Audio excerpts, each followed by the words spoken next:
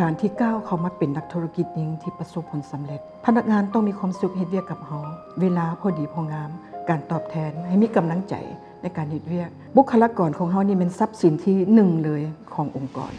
ถ้าเจ้ามีทุกอย่างแต่เจ้าบ่มีคนเฮ็ดเวียกให้เจ้าที่ฮักเวียกที่ฮักองค์กรนั้นถือว่ากบ่จะประสบผลสำเร็จ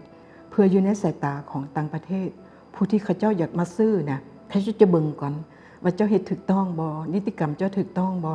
เจ้าเฮ็ดนำพนักงานคือแนวใดกรรมกรแนวใด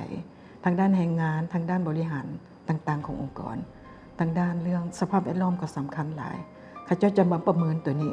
แล้วข้าเจ้าค่อยๆอยากเข้ามาหาเฮาและก็เข้ามาติดต่อผัวพันเรื่องการซื้อขายแรงบันดาลใจที่ข้าพเจ้าอยากเริ่มธุรกิจย้อนมาตัวเองเป็นนักพัฒนาโครงการก็เลยไปเล็งเห็นบรรดาวัตถุดิบเนาะบรรดาข้าวบรรดาทั่วจากชาวเกษตรกรเพิ่นนะปลูกส่วนสีได้เตสัมผัสราคาแม่นถูกหลายแล้วเขาก็เลยมาคิดว่าเขาสามารถเอามาแปรรูปเพิ่มมูลค่าเฮ็ดแนวไหนที่ว่าให้มันมีราคามูลค่าสูงแล้วก็เป็นผลิตภัณฑ์ที่แปลกใหม่สิ่งที่ข้าพเจ้าได้เรียนรู้จากการเฮ็ดธุรกิจเนาะสิ่งหนึ่งที่ว่าเจ้าของธุรกิจควรจะมีก็คือพยายามที่จะเข้าร่วมโครงการต่างๆที่เกี่ยวข้องกับการส่งเสริมนักธุรกิจเพื่อต้องการไปสร้างเครือข่ายไปเรียนรู้ขอเป็นอาสาไปเป็นสมาชิกมอบเอาธุรกิจของตัวเองนะไปนำเสนอแล้วเพิ่นก็มาให้คำแนะนำต่างๆก็เห็นให้ข้าพเจ้าเริ่มเห็นช่องทางว่า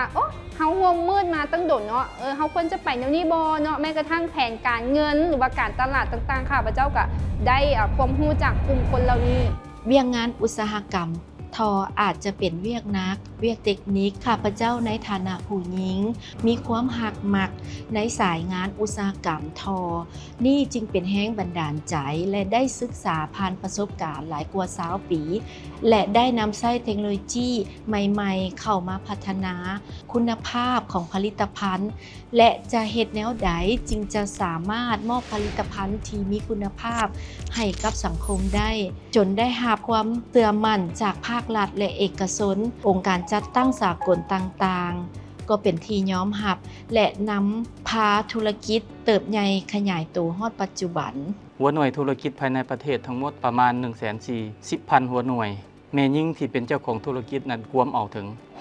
63.4% ถึงว่าเป็นจำนวนหลายที่สุดอันนั้นในระยะผ่านมาข้าพเจ้าก็ได้รับการสนับสนุนจากภาครัฐบาลและภาคองค์กรต่างๆมีโอกาสได้พัฒนาตัวเองอย่างต่อเนื่องและก็มีโอกาสให้พวกข้าพเจ้าได้ร่วมงานวางแสดงนี่แหละสำคัญหลายอยู่ภายในประเทศและก็อยู่ต่างประเทศบางครั้งเพิ่นก็มีทุนสุกยู่ให้พวกเราได้เข้าร่วมโดยที่เราไปฟรีได้ไปเข้าร่วมฟรีอันนี้ก็เป็นการดีที่สุดก็รู้สึกภาคภูมิใจ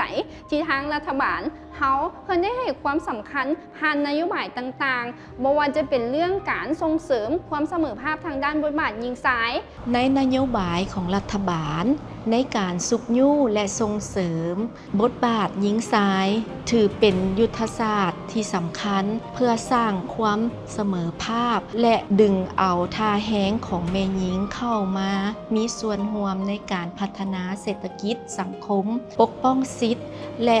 เพิ่มขีดความสามารถเพื่อให้แม่หญิงมีบทบาทเสมอภาคกับเพศชายในทุกด้านภาครัฐบาลยามใดก็ได้เอาใจใส่ต่อกับบทบาทแม่หญิงส่งเสริมสร้างความเข้มแข็งเปิดโอกาสให้แก่แม่หญิงได้มีส่วนร่วมในแขนงการอุตสาหกรรมและการค้าอย่างเสมอภาค